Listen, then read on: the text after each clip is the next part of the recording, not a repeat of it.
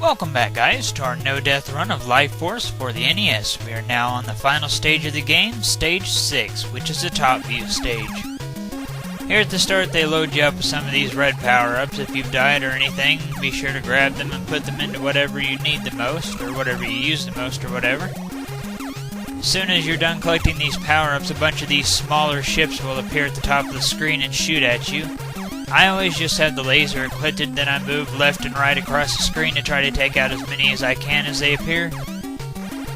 Try to have a force field up in case a lot of them get shots off and you can't avoid them. Put up a new force field if you lose the one that you have. Throughout this area you got these weird balls flying around. They'll shoot at you occasionally, so just be sure to avoid those. Avoid the flames here and there that you see. It may look like there are craters or mountains on the left and right of the screen, but you can actually go inside of them, so they're like not an obstacle. You can actually destroy these balls that are flying everywhere if you want to. I always have a lot of fun avoiding them though, just kind of maneuvering around them. If it does get really hectic though, I go ahead and destroy them.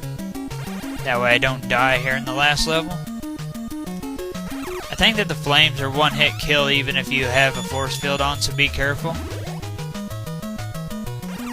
As usual, since our ship is fully powered, we're just going to be putting our red power-ups in a force field, or switching between laser and ripple, but I don't really plan on using ripple here in the last stage. Throughout this part, you'll have enemies lining the left and right side of the screen, so be sure to have your options and everything ready. Line them up like this, and then whenever you see them, shoot, and the lasers will destroy everything on the wall. The enemies die in one hit, so they're really not that big of a threat. Sometimes if you think that they're getting ready to come up, you can shoot early and take them out as well. After this area, we'll be in an area that has tiki heads. Our little Easter Island heads. Moa heads, I believe is what they're actually called. They're in all the Gradius games. It's kind of a traditional thing that they have in each of the Gradius games. There's at least one level that has those Easter Island heads. Some of those levels can be really annoying. Other times they're really not that bad at all. They're not really hard. I don't find them to be hard in this game personally, especially if you prepared well. As in most Gradius games, unload on their mouth to destroy them. Like I've said before, a couple of options, and the laser will destroy them really easily. You can take either path that you want here. I usually take the right path. Stay kinda low to lure the head on the right shots down. And destroy this head here. Just keep on moving. Be careful as you try to destroy some of them, because you'll have to get really close to the wall. Just keep on using missiles to destroy the smaller enemies on the left and right sides of the screen. Some of the heads, as you can see here, will come off from the wall and try to hit you, so be careful of that. Just keep destroying them. Stay near the bottom of the screen to avoid any surprise attacks by the heads.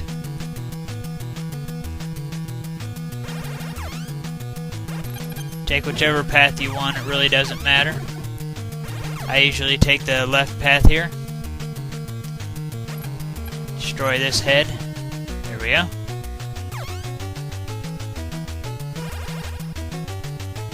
Just keep on moving. Things will slow down quite a bit here, and an alarm will go off. Just be patient. I like to dance to the alarm as I wait. Keeps me occupied. We're just about to the final boss of the game. That's it right there. For those of you who have played Gradius 2, you might recognize this thing from the boss rush level. It appears, and then whenever it attacks, it makes a screen flash and then shoots out shots at you that you have to avoid.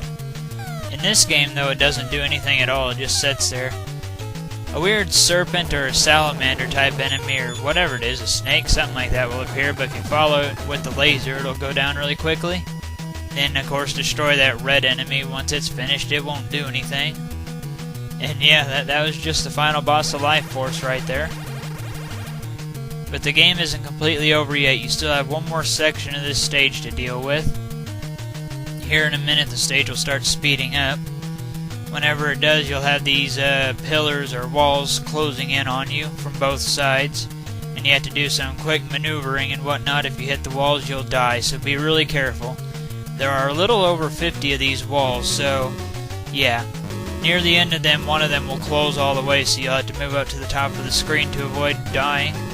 Just count them down if you can as you're going through this area. Once you get around 50, I think it's the 52nd or 53rd one, will close all the way. So yeah, count down to about 50, then get close to the top of the screen and get ready to go forward really quickly. But yeah, as you can see, it gets pretty quick and you have to be on your toes throughout this area. But that was it. We just made it through that area without much trouble. Well guys, this concludes our no-death run of Life Force for the NES. I hope y'all enjoyed watching and everything, and you know the drill. Comment, subscribe, and all that. Well, thank you for watching.